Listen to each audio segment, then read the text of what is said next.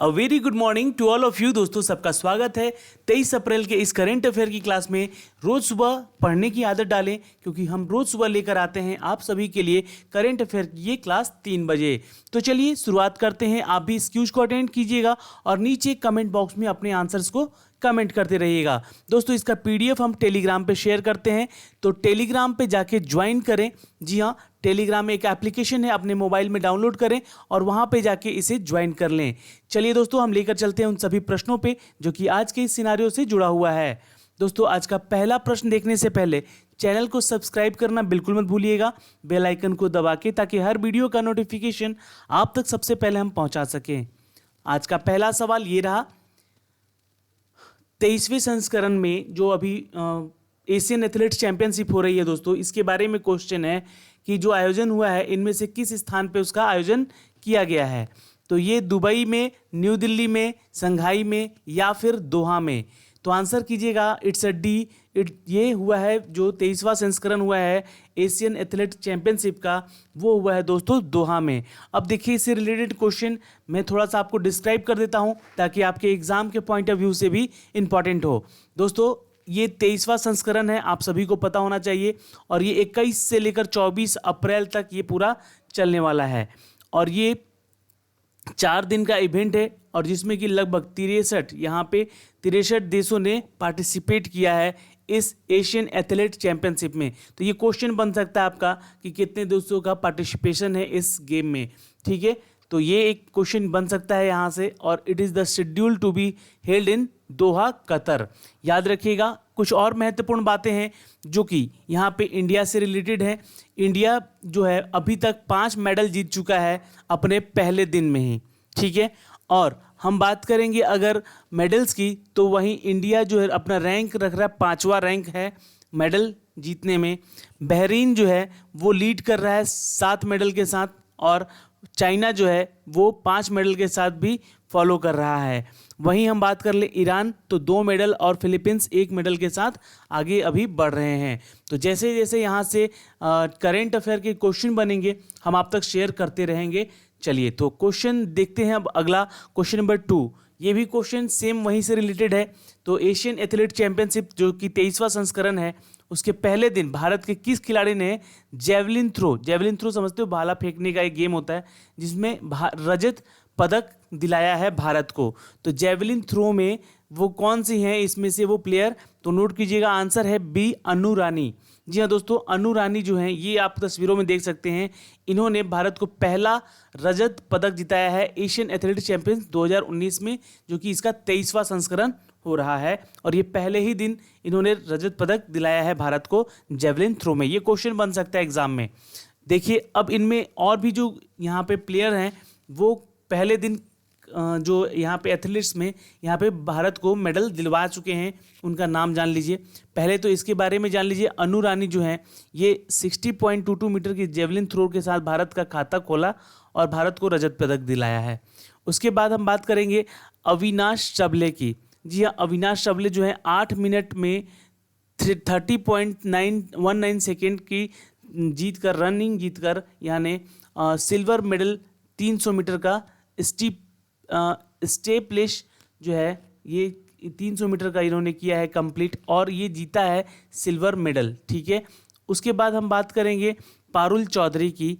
पारुल चौधरी जो है दोस्तों ये जो है ब्रॉन्ज जीत कर आई हैं, और ये अपना टाइम लगाया है इन्होंने 500 मीटर के रेस में, जी ये 5000 मीटर के रेस में, माफ़ कीजिएगा वुमेंस में, 15 मिनट 36 सेकेंड का ये इन्होंने टाइम लिया है, और इन्होंने वुमेंस में 5000 मीटर का रेस में ब्रॉन्ज जीता है, यानी कि रजत जीता है, रजत पदक। ओके, अब है एमआर पुवामा। जी हाँ, ये सारे नाम याद रखिएगा क्योंकि ये यहाँ से ये क्वेश्चन इनके बारे में बनेगा। तो ये इन्होंने 53.21 सेकेंड में यहाँ पे फिनिश किया है बिहाइंड द एलिना मकीना, जिनका इनको पीछे छोड़ दिया है 53.19 सेकेंड में, जो कि कजाकिस्तान की हैं। और प्री रेस फेवरेट सलवा नसीर जो कि 51.34 में इन्होंने कंप्लीट किया है, जो कि बहरीन से हैं, और ये 400 मीटर का रेस में, ठीक है। अब यहाँ से क्वेश्चन बनेगा इनको क्या मिला है, कौन सा पदक मिला है, तो इनको भी मिला है ब्रॉन्ज। ओके, चलिए अगला हम देखते हैं, यहाँ पे हैं गवित मुरली कुमार, जिन्होंने गवित मुरली कुमार जो हैं ये इन्होंने क्या जीता है, तो 1000 मीटर के रेस में इन्होंने जीता है दोस्तों एक मेडल जो कि ब्रॉन्ज है। ओके, अब ये 28 मिनट में अपना इन्होंने 38.34 सेकेंड का ये रेस कंप्लीट किया है। तो दोस्तों क्वेश्चन इंपॉर्टेंट है आपके आने वाले एग्जाम के पॉइंट ऑफ व्यू से, यहाँ से बन सकते हैं, पहले दिन का है ये इसलिए, ठीक है। और जैसे जैसे यहाँ पे अगर गोल्ड भी जीतता है ये लोग, तो मैं आपको शेयर करूँगा जितने भी क्वेश्चन यहाँ से अराइज होंगे, ठीक है। चलिए क्वेश्चन नंबर 3 देखिए, ये गेम्स इतना इंपॉर्टेंट है कि यहाँ से क्वेश्चन एग्जाम में बनेगा ही, और जो भी मेरे भाई बंधु जो बैंकिंग की तैयारी कर रहे हैं एसएससी की, उनके पॉइंट ऑफ व्यू से ये सारे क्वेश्चन इंपॉर्टेंट होते हैं, ठीक है। तो भारत के किस शहर में पहली बार सौर ऊर्जा से संचालित मेट्रो ट्रेन चलाई गई है, तो ये एक इतिहास बन चुका है, ठीक है, एक हिस्टोरिकल क्वेश्चन बन चुका है ये। जैसे कि हर बार रेलवे में पूछा जाता है कि पहली बार भारत में रेल कहाँ से कहाँ तक चली थी, जो कि मुंबई से ठाणे तक चली थी। अब ये क्वेश्चन हर बार पूछा जाएगा कि वो शहर का नाम बताइए जो कि सौर ऊर्जा से संचालित मेट्रो ट्रेन चलाई गई है। तो याद रखिएगा आंसर है न्यू दिल्ली, यानी कि दिल्ली। जी हाँ दोस्तों, ये क्वेश्चन इंपॉर्टेंट है और आपके एग्जाम में ये क्वेश्चन बन सकता है दोस्तों, ठीक है।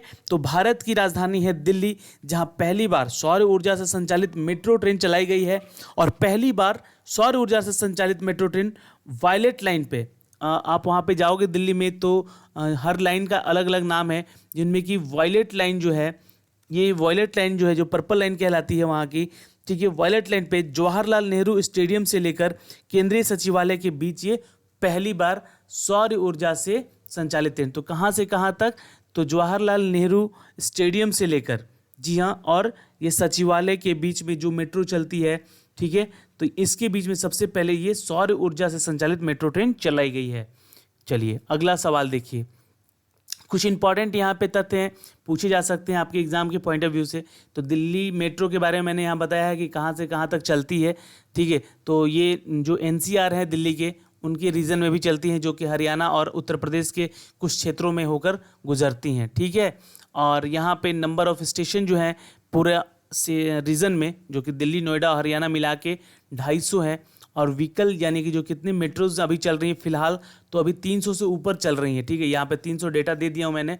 और जो इसका लोकेलिटी है ये नेशनल कैपिटल रीजन का है, जो कि हम लोग एनसीआर के नाम से जानते हैं। ये क्वेश्चन लिख लीजिएगा, एनसीआर का फुल फॉर्म पूछा जा सकता है आपसे, ठीक है, ये क्वेश्चन पूछा भी गया है। चलिए तो यहाँ से इंपॉर्टेंट बनता है क्वेश्चन नंबर 4 देखिए कि भारत के किस राज्य में एक्सेल वर्ल्ड एक इंटरेक्टिव बर्ड पार्क लॉन्च किया है। तो एक्सेल वर्ल्ड ने, ये आप लोगों ने बचपन में सुना होगा, एक्सेल वर्ल्ड में जाएंगे हम, एक ऐसा स्लोगन था उनका, ठीक है। तो एक्सेल वर्ल्ड में यहाँ पे एक इंटरेक्टिव बर्ड पार्क ने लॉन्च किया है इन्होंने, एक्सेल वर्ल्ड ने। तो वो कौन से स्टेट में किया है, तो जाहिर सी बात है ये पहले भी मुंबई में था और अभी भी ये मुंबई महाराष्ट्र में ही इन्होंने ये लॉन्च किया है, ठीक है। तो याद रखिएगा ये क्वेश्चन आपके एग्जाम में बन सकता है दोस्तों। तो भारत के महाराष्ट्र के जो मुंबई के गोराई में, जी हाँ गोराई एक एरिया है, हाल ही में एक्सेल वर्ल्ड ने एक इंटरेक्टिव बर्ड पार्क, जिसे स्वतंत्र पक्षी विहार के नाम से जाना जा रहा है, लॉन्च किया है। इस पार्क का मुख्य उद्देश्य क्या है, तो एक ऐसा बर्ड पार्क स्थापित करना जो कि इसको इंटरनेशनल लेवल पर ले जाए और इंटरनेशनली इसको लोग जाने, ठीक है। तो नोट कर लीजिएगा, ये वो पार्क है एक्सेल वर्ल्ड, ठीक है, बट ये बर्ड पार्क नहीं है, याद रखिएगा, ठीक है। और यहाँ पे जो क्वेश्चन बनेगा आपसे कि इसकी इस्टेब्लिशमेंट कब की गई थी, तो ये 1989 में बना है, ठीक है, बहुत ही पुराना है। और यहाँ पे देखिए बहुत पुराना नहीं कह सकते हैं, ठीक है। और यहाँ पे जो अभी फ़िलहाल ये पुराने जो डेटा हैं उसको नोट कर लीजिएगा, ये 64 एकड़ में फैला हुआ एरिया है, ठीक है। पर ये क्वेश्चन उतना नहीं इंपॉर्टेंट है जितना ये क्वेश्चन इंपॉर्टेंट है, ठीक है। तो ये एक बर्ड पार्क लॉन्च किया गया है इंटरनेशनली, इसको फेम देने के लिए एक्सेल वर्ल्ड के द्वारा। ओके, चलिए अगला क्वेश्चन नंबर 5 है कि निम्नलिखित में से किसने मानसिक रोगी को फांसी की सजा नहीं देने की एक ऐतिहासिक फैसला सुनाया है। तो देखिए जो अब मानसिक रोगी होंगे उनको फांसी की सजा नहीं दी जाएगी। तो ये थोड़ा सा सजेशन भी अच्छा है और कहीं ना कहीं इसका कोई ना कोई गलत फ़ायदा भी उठा सकता है।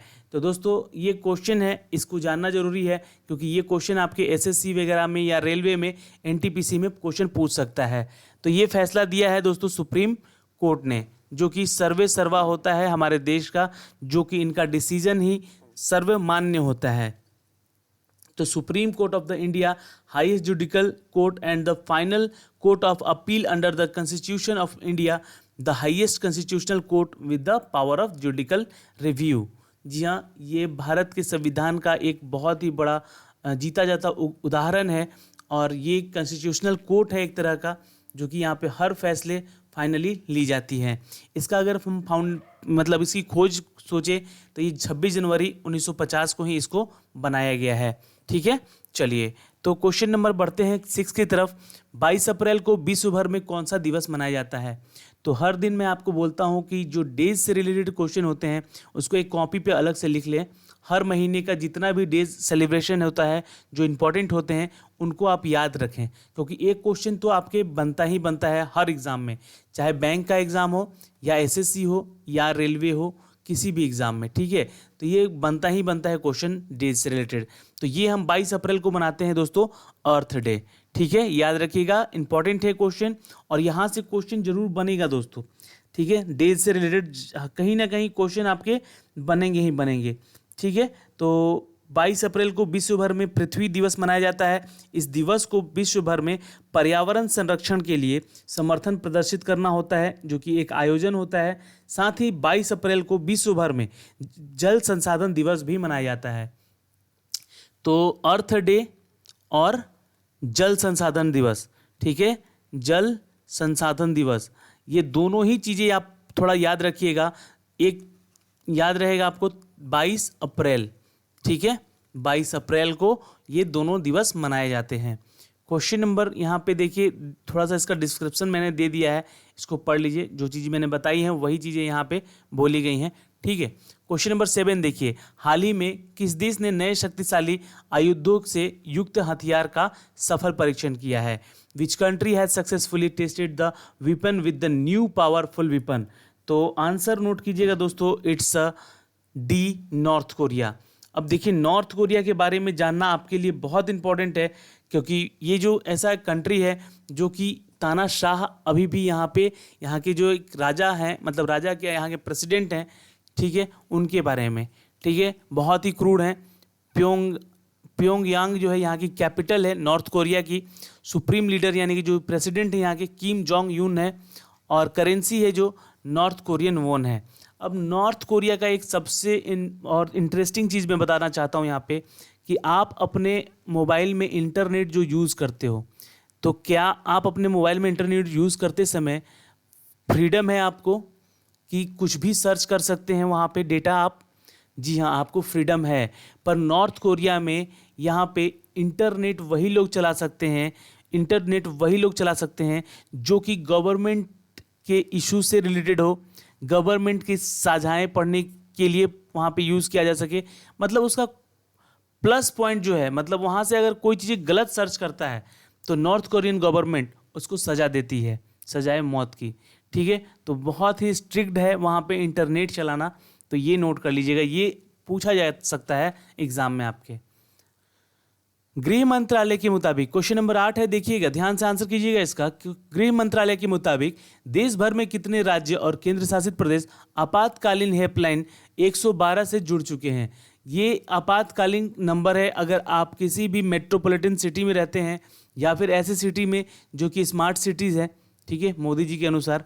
और यहाँ पे आपको बता दें कि जो ऐसे हेल्पलाइन नंबर का ये प्रोविज़न बहुत पहले से चला रहा है वैसे, तो अभी फ़िलहाल इसको एक तरह से जोड़ दिया जा चुका है कि कितने राज्य और केंद्र शासित प्रदेश को किया गया है। तो ये जो 12 नंबर है ये लगभग 20 राज्यों में अब शुरू कर दिया गया है आपातकालीन हेल्पलाइन नंबर के लिए। तो इस वीडियो को शेयर कीजिएगा ताकि इसके बारे में भी लोगों को पता चल सके, और हेल्पलाइन जो है, हेल्पलाइन नंबर उनको भी पता चल सके, और आप भी अपने आसपास में लोगों को ये अवेयर कर सकते हैं कि कहीं भी किसी भी सिचुएशन में फंसे हो आप, तो आप इसका कॉल करके फ़ायदा उठा सकते हैं। बस इसका दुरुपयोग ना करें, अन्यथा आपको सज़ा भी हो सकती है। देखिए आंसर है डी यहाँ पे 20 राज्यों में। ओके, 20 राज्य और केंद्र शासित प्रदेश हैं उसमें शामिल टोटल। ओके, अब देखिए गृह मंत्रालय के द्वारा ये सारा जो योजना है इसे 20 राज्यों और केंद्र शासित प्रदेशों में आपातकालीन नंबर दिया गया है 112 से जुड़ने के लिए। और इस नंबर पर जो संकट की घड़ी पे यानी जब भी आप मुसीबतों में फंसे हो तो कॉल कर सकते हैं और सहायता मांग सकते हैं। इस योजना की सरकार ने कुल 321.69 करोड़ रुपए निर्धारित भी किए हैं। तो ये क्वेश्चन बनेगा यहाँ से कि कितना बजट यहाँ पे दिया गया है, तो 321.69 करोड़ रुपए का यहाँ पे बजट दिया गया है गृह मंत्रालय के द्वारा। तो देखिए होम अफेयर्स जो है भारत के, उनमें से कुछ यहाँ नाम नोट कर लीजिएगा। इसका हेडक्वार्टर पूछेगा, अक्सर पूछता है कहाँ है, तो होम अफेयर का जो गृह मंत्रालय का तो न्यू दिल्ली है। ये 1947 में इसे बनाया गया था दोस्तों, 15 अगस्त 1947 को ही इसे चालू किया गया था इस मंत्रालय को। मिनिस्ट्री ऑफ एग्जीक्यूटिव जो है राजीव गौबा हैं, जो कि एक IAS ऑफिसर रह चुके हैं। डिपार्टमेंट जो है इंटेलिजेंस ब्यूरो है इसका, नेशनल इन्वेस्टमेंट NIA है। और जो राजनाथ सिंह हैं यहाँ पे केंद्रीय मंत्री हैं इस विभाग के, गृह मंत्रालय हैं, गृह मंत्री हैं ये, ठीक है। और अगर हम बात कर लें कि स्टेट मंत्री में, तो हंसराज गंगाराम अहिर जो हैं ये स्टेट लेवल पे हैं। और मिनिस्ट्री ऑफ स्टेट में किरण रिजिजू हैं, ठीक है। चलिए क्वेश्चन नंबर 9 का आंसर कीजिएगा। डोप टेस्ट होता है दोस्तों, अगर आप कहें कि कोई गेम खेलते हैं या फिर गेम से ही रिलेटेड होता है एक डोप टेस्ट, जिसमें कि अगर कोई प्लेयर ड्रग्स लेकर अगर वो गेम खेल रहा है तो उस पर उन पर रोक लगाई जाए। तो डोप टेस्ट में फेल होने के कारण 2008 के बीजिंग ओलंपिक में 15,000 मीटर रेस के चैंपियन एस्बेल किप्रोप पर कितने साल का बैन लगाया गया है? तो ये बैन लग चुका है इनके ऊपर दोस्तों 4 सालों के लिए। याद रखिएगा, इंपॉर्टेंट है क्वेश्चन आपके एग्जाम में आने के लिए। जी हाँ दोस्तों, यहाँ पे देखिए 2008 आ गया है, यहाँ पे 2012 है एक्चुअली, ठीक है, 2012 है, नोट कर लीजिएगा। यहाँ पे ऊपर में 2012 मैंने लिखा भी है, ठीक है। तो ये थोड़ा सा यहाँ मिस्टेक है, थोड़ा सा ध्यान दीजिएगा। और 2012 के बीजिंग ओलंपिक्स में ये हुआ था, जो 15,000 मीटर की रेस में चैंपियंस बने एस्बेल किप्रोप पर कितने साल का बैन लगाया गया है? तो 4 साल का बैन लगाया गया है, याद रखिएगा। जी हाँ, ये इंपॉर्टेंट है क्वेश्चन, यहाँ भी मैंने थोड़ा सा मिस्टेक कर दिया है, इसको 12 लिखिएगा। ओके, चलिए, तो क्वेश्चन इंपॉर्टेंट बनता है आपके। और ये 4 साल का बैन लगाया गया है। और ये 29 वर्षीय हैं मिस्टर किप्रोप, जिनको डोप टेस्ट में इनको दवाइयाँ यूज़ करने के लिए प्रतिबंध लगा दिया गया। दवाइयाँ जो उन्होंने यूज़ किया था उसके बाद इनको जीतने के बाद भी, चैंपियन बनने के बाद भी इन पे 4 साल का बैन कर दिया गया है इनको अब। ओके, ओलंपिक के लिए, बीजिंग ओलंपिक के बाद। क्वेश्चन नंबर 10 देखिए, यहाँ से इंपॉर्टेंट बनता है कि IN जहाज कोलकाता और शक्ति PL नौसेना के 70वें वर्षगांठ समारोह के एक हिस्से के रूप में अंतर्राष्ट्रीय फ्लीट रिव्यू में भाग लेने के लिए किस देश में गए? तो in which country did the INS Kolkata and power PLA navy participate in the international fleet review as a part of 17th anniversary celebration? तो आंसर नोट कीजिएगा दोस्तों, यहाँ पे B है, चाइना। नोट कर लीजिएगा, ये क्वेश्चन भी इंपॉर्टेंट है। और INS जहाज, जो INS जहाज कोलकाता है उसका, और शक्ति PLA जो कि नौसेना का जहाज है, अपने 70वें वर्षगांठ के समारोह में हिस्सा लेने के लिए, अंतर्राष्ट्रीय फ्लीट रिव्यू के भाग लेने के लिए 21 अप्रैल 2019 को ये चीन के लिए रवाना हो चुके हैं, ठीक है। तो दोस्तों, आज के इस पूरे सिनारियो में हमारे साथ आप बने रहें, इसका बहुत बहुत धन्यवाद। और आप इस वीडियो को लाइक करें, शेयर कीजिए ताकि आपके दोस्तों तक जा सके। चलिए, PDF टेलीग्राम से डाउनलोड कर लीजिएगा। बाय बाय, टेक केयर, ध्यान रखिएगा।